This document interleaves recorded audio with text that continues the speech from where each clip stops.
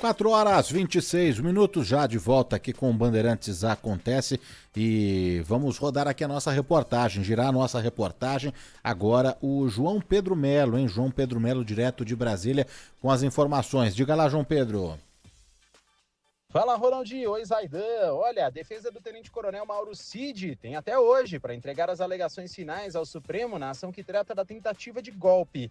Essa etapa é prevista para os advogados dos réus enviarem as considerações sobre o caso. Como o Mauro Cid teve o benefício da colaboração com a denúncia, os advogados dele são os primeiros a enviar esses documentos. Após essa fase, as denúncias dos outros 7 réus do chamado Núcleo 1 da suposta trama golpista terão 15 dias para as alegações finais. Entre eles, a gente tem o ex-presidente Jair Bolsonaro e os generais Walter Braga Neto e Augusto Heleno. Além dos 3, o ex-comandante da Marinha, Almir Garnier, Alexandre Ramagem, Anderson Torres e Paulo Sérgio Nogueira também estão integrando esse grupo. 7 dos 8 réus do Núcleo 1 respondem por 5 crimes. E aí a gente tem golpe de Estado, organização criminosa armada e tentativa de abolição do Estado Democrático de Direito. Apenas Ramagem responde por 3. Foram retirados da ação contra ele: dano qualificado e deterioração de patrimônio tombado. A Procuradoria-Geral da República está pedindo a condenação de todos eles. A primeira turma do Supremo Tribunal Federal já interrogou os integrantes do Núcleo 3 da denúncia. Esse grupo é formado por militares das Forças Especiais, que são chamados Kids Pretos.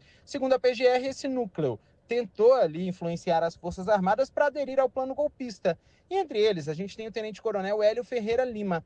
Ele admitiu a produção de um documento para prender juízes supremos geradores de instabilidade, mas, segundo ele, era apenas uma ferramenta com cenário de prospecção, já que a função dele no setor de inteligência do Exército era pensar cenários e prever soluções. Essa sessão foi marcada por polêmicas, já que o juiz auxiliar determinou por ordem do ministro Alexandre de Moraes que os réus prestassem depoimento sem fardas e justificou. Diz que a acusação é contra os militares e não contra o Exército Brasileiro. Com a etapa dos interrogatórios agora finalizada, a defesa e a acusação têm 5 dias para pedir diligências adicionais para complementar as provas que foram colhidas até agora. Volto com vocês no estúdio, pessoal. Um grande abraço. Opa, valeu, João Pedro Melo, aqui é o Danilo ainda.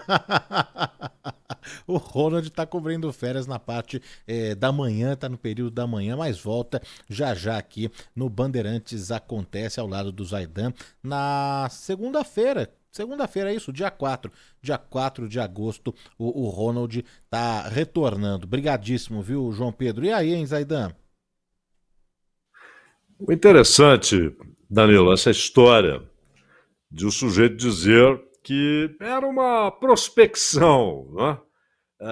Avaliação de um cenário possível e que isso está nas normas da inteligência. Acontece que não está nas normas da inteligência a possibilidade de ilegalidades ou de atentado contra a Constituição e contra as instituições.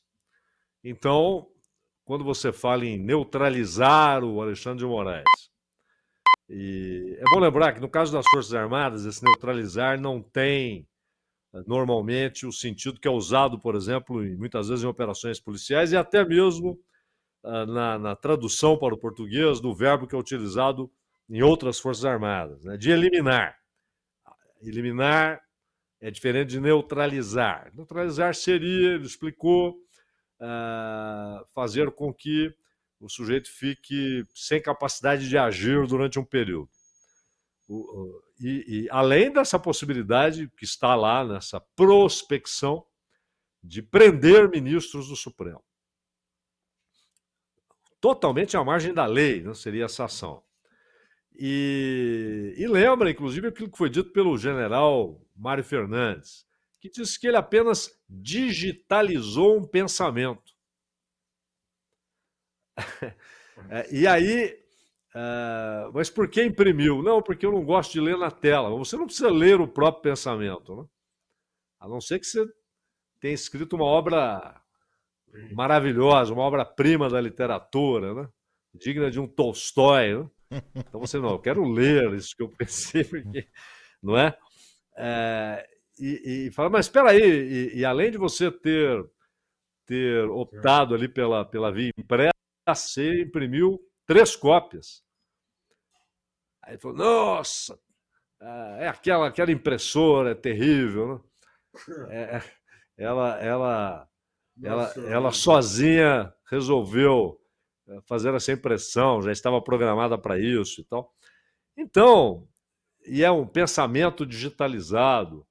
Ou seja, a ideia é dizer, olha, isso aqui foi uma coisa que eu pensei, mas que não teve consequências. Né?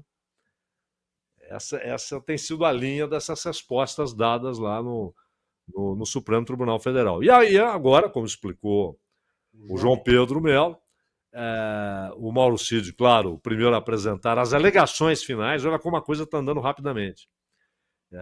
E são 15 dias para que todos apresentem suas alegações finais. 15 dias para que eles apresentem as alegações finais, aí sim, aí você entra na outra parte. Aí vem o relatório do Alexandre de Moraes. O relatório do Alexandre de Moraes já traz o seu próprio voto, e aí os outros ministros da primeira turma do Supremo vão se manifestar a respeito do que está no relatório do Alexandre, do que estará no relatório do Alexandre de Moraes, Danilo.